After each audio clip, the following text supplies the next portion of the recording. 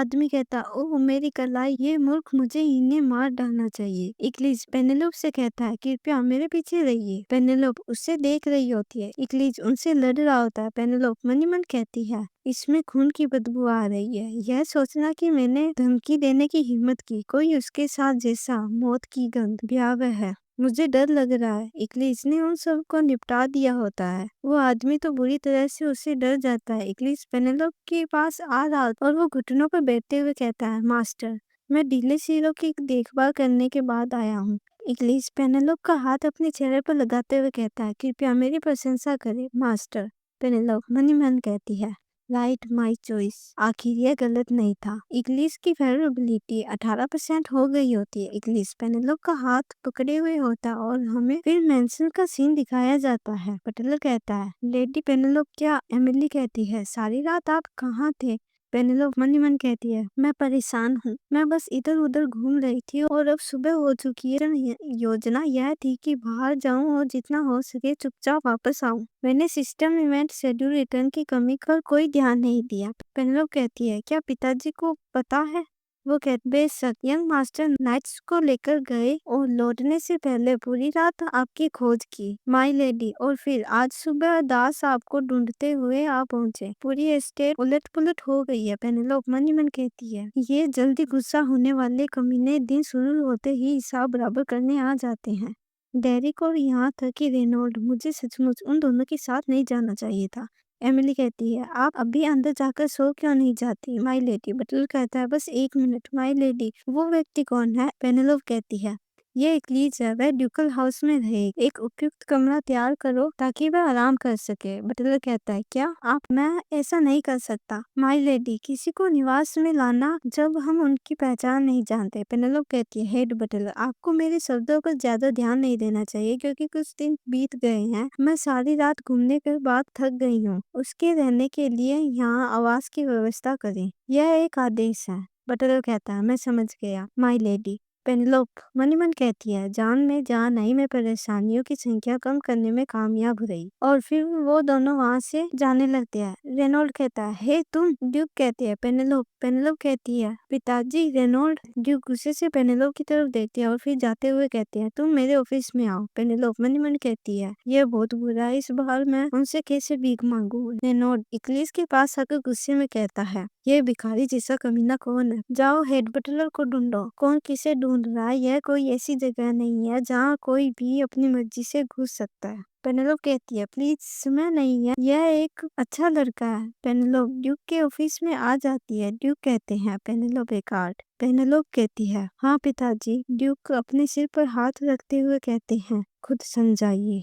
Penelope कहती है, मैं आपसे बिना बताए बाहर जाने के लिए क्षमा चाहती हूँ। ड्यूक कहते हैं, मैं इन दिनों तुमसे यह शब्द अक्सर सुनता हूँ और हर बार ये शब्द खोखले लगते हैं। तुम क्या सोचती हो? पेनेलोप कहती है, मैं कसम खाती हूँ, मैंने परिवार का नाम बदनाम करने के लिए कुछ भी नहीं किया।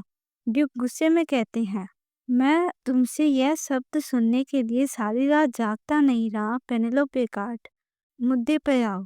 तुम बिना अनुमति के हवेली से बाहर क्यों चली गई? और वे कौन से घटिया लोग थे जो आज सुबह सुबह दावा बोलकर आए थे? अभी पिछली रात क्या हुआ? पेनेलोप कहती है, मैं रात में त्योहार देखना चाहती थी। ड्यूक कहती है, यदि तुम जाना चाहती थी तो बस अनुमति मांग सकती थी। पेनेलोप कहती है, मुझे नहीं लगता था कि आप मुझे ऐसा करने देंगे। ड्यूक कहती है, तुम्हारा क्या मतलब है? पेनेलोप कहती है, मुझे ठीक हुए ज्यादा समय नहीं हुआ है। मैंने सोचा था कि आप कहेंगे कि रात के समय जाना बहुत खतरनाक होगा। पेनेलोप मन ही मन कहती है, आप शायद कहेंगे कि मैं किसी बड़ी मुसीबत में पड़ जाऊंगी। ड्यूक कहते हैं, इसलिए?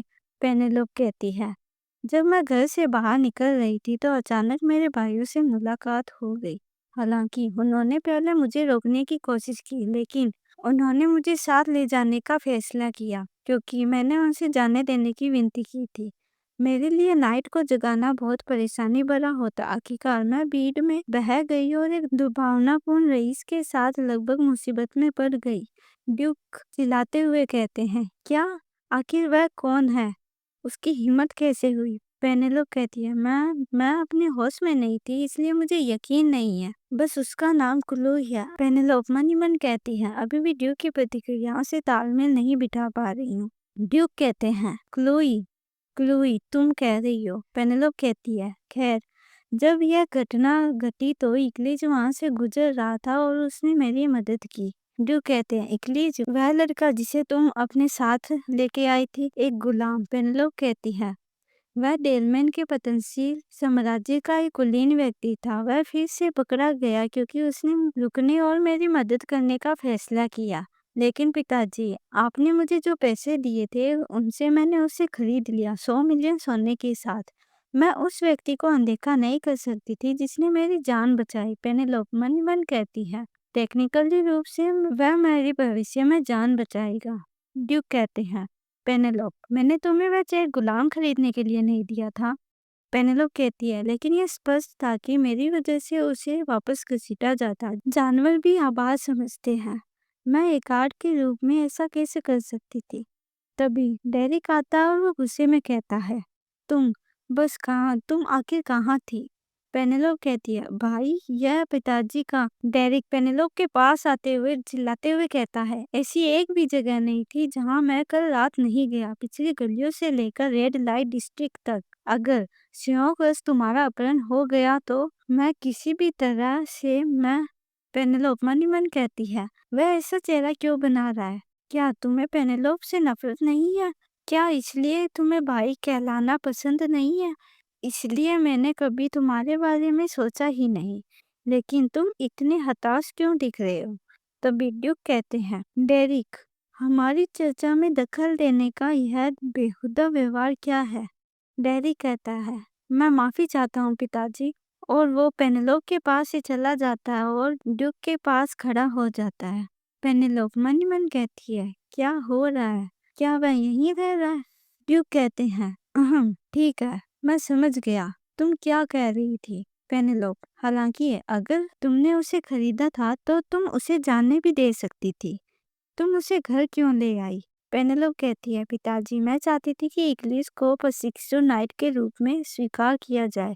हमारे परिवार का एक नाइट वह युद्ध कला में निपुण है, इसलिए वह हमारे काम आएगा। यद्यपि वह दास है, फिर भी वह हमारे काम आ सकता है अगर उसे आधिकारिक तौर पर प्रशिक्षित किया गया हो। डैरी कहता है, ऐसा लगता है कि तुम समझ नहीं रही हो। ऐसे लोग की एक लंबी कतार है जो एकाध परिवार के लिए छोटे मोटे काम करने को भी सम्मानित महसूस करते हैं। फिर भी तुम एक गुलाम के हाथ में तलवार देना चाहती हो। पेनेलोप इरिटेट होते हुए मन ही मन कहती है, उफ, क्या तुम दखल देने के बजाय बस जा नहीं सकते? फिर वो कहती है, इक्लिस को मैं अपने पर्सनल बॉडीगार्ड के रूप में उपयोग करना चाहती हूँ। डैरी कहता है, पर्सनल बॉडीगार्ड? पेनेलोप कहती है, हाँ, हालांकि मैं ड्यूकल निवास के भीतर सुरक्षित हूँ, फिर भी मैं हमेशा बिना सुरक्षा के नहीं रह सकती। ड्यूक कहते हैं, तुम्हारा क्या मतलब है कि कोई नाइट नहीं है? अकेले परिवार के नाइट की संख्या 20,000 से ज्यादा है। पेनेलोप कहती है, हाँ, लेकिन मुझे यह भी पता है कि हमारे नाइट के बीच मेरी अच्छी प्रतिष्ठा नहीं है। क्या यही कारण नहीं है कि आपने उनमें से कोई भी मुझे नहीं सौंपा है? ड्यूक कुछ भी नहीं कहते हैं। पेनेलोप कहती है, मैं उनकी सुरक्षा उन लोगों के हाथों में नहीं सौंपना चाहती जो मेरी रक्षा करने को तैयार नहीं है। इसकी कोई गारंटी नहीं है कि कल रात जो हुआ मेरे जाने के बाद वह दोबारा नहीं होगा। ड्यूक कहती है, अब ये क्या है पेनेलोप? पेनेलोप कहती है, ठीक है, मैं जल्दी अडल्ट हो जाऊंगी और कोई नहीं जानता है कि भविष्य में क्या होगा। पेनेलोप मन ही मन कहती है, क्या इसके लिए अभी बहुत जल्दी है? फिर वो कहती है, यह मेरी सुरक्षा का मामला है, कृपया मुझे अपना बॉडीगार्ड चुनने की अनुमति दें। मैं आपसे विनती करती हूँ पिताजी। भाई, पेनेलोप मन ही मन कहती है, वह मना नहीं कर सकेंगे। हकीकात ड्यूक भी कल रात की घटनाओं के लिए आंशिक रूप से जिम्मेदार हैं। ईमानदारी से कहूँ तो इससे कोई फर्क नहीं पड़ता है कि वह मेरा बॉडीगार्ड है या नहीं।